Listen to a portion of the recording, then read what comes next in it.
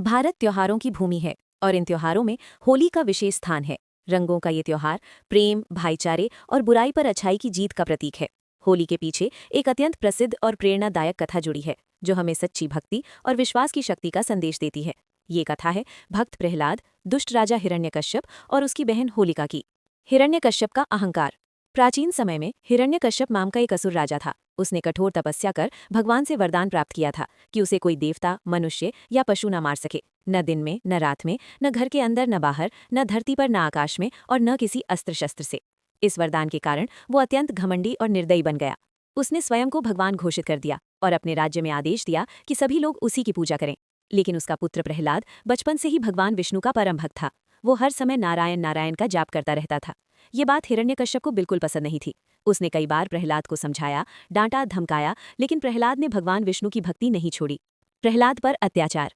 हिरण्यकश्यप ने अपने पुत्र को मारने के अनेक प्रयास किए। कभी ऊंचे पर्वत से गिरवाया गया, कभी जहरीले सर्पों के बीच फेंका गया, कभी हाथियों से कुचलवाने की कोशिश की गई, परंतु हर बार भगवान विष्णु की कृपा से प्रहलाद सुरक्षित बच गया।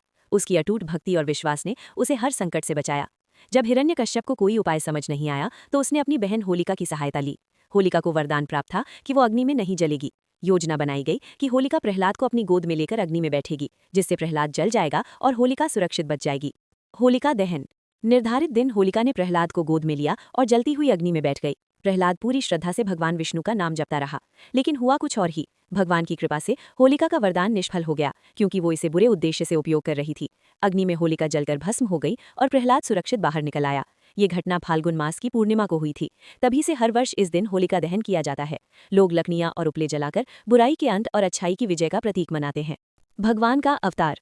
होलिका के जलने के बाद भी हिरण्यकश्यप का क्रोध शांत नहीं हुआ। उसने प्रहलाद से पूछा, तेरा भगवान कहाँ है? प्रहलाद ने उत्तर दिया, भगवान हर जगह है। क्रोधित होकर हिरण्यकश्यप ने महल के एक स्तंभ पर प्रहार किया और पूछा, क्या वो इसमें भी है? तभी स्तंभ से भगवान विष्णु ने नरसिंह रूप में प्रकट होकर हिरण्यकश्यप का वध कर दिया। नरसिंह आधा मनुष्य और आधा सिंह थे। उन्होंने संध्या समय न दिन न रात महल की दहलीज पर, न अंदर न बाहर, अपनी जांघ पर बिठाकर, न धरती न आकाश और अपने नाखूनों से, न अस्त्र न शस्त्र, हिरण्यकश्यप का अंत किया। इस प्रकार भगवान ने अपने भक्त की रक्षा की और ये सिद्ध किया कि सच्ची भक्ति से बड़ा कोई बल नहीं। रंगों वाली होली। होलिका दहन के अगले दिन रंगों की होली खेली जाती है। ये दिन प्रेम और उल्लास का प्रतीक है। लोग एक दूसरे को रंग लगाकर गले मिलते हैं और पुराने मनमुटाव भूल जाते हैं। कहा जाता है कि रंगों की होली का संबंध भगवान श्री कृष्ण से भी है, जिन्होंने वृंदावन में राधा और गोपियों के साथ रंग खेलकर इस परंपरा को और आनंदमय बनाया। होली का संदेश। होली हमें कई महत्वपूर्ण संदेश देती है। सच्ची भक्ति की शक्ति, जैसे प्रहलाद की भक्ति ने उसे हर संकट से बचाया। अहंकार का नाश, हिरण्यकश्यप का घमंड अंततः उसका विनाश बना। अच्छाई की विजय, होलिका दहन बुराई के अंत का प्रतीक है। प्रेम और भाईचारा, रंगों की होली आपसी प्रेम और सद्भाव का संदेश देती है। निष्कर्ष। होली केवल रंगों का त्योहार नहीं, बल्कि आस्था, विश्वास और सत्य की जीत का पर्व है। ये हमें सिखाती है कि चाहे कितनी भी कठिन परिस्थितियां क्यों न हो, यदि हमारे मन में सच्ची श्रद्धा और विश्वास हो तो भगवान स्वयं हमारी रक्षा करते हैं। हर वर्ष जब होलिका दहन की अग्नि जलती है तो हमें अपने भीतर की बुराइयों, अहंकार, ईर्ष्या, क्रोध को उस अग्नि में समर्पित कर देना चाहिए और अगले दिन जब हम रंग खेलें तो प्रेम, खुशी और भाईचारे के रंग अपने जीवन में भरें।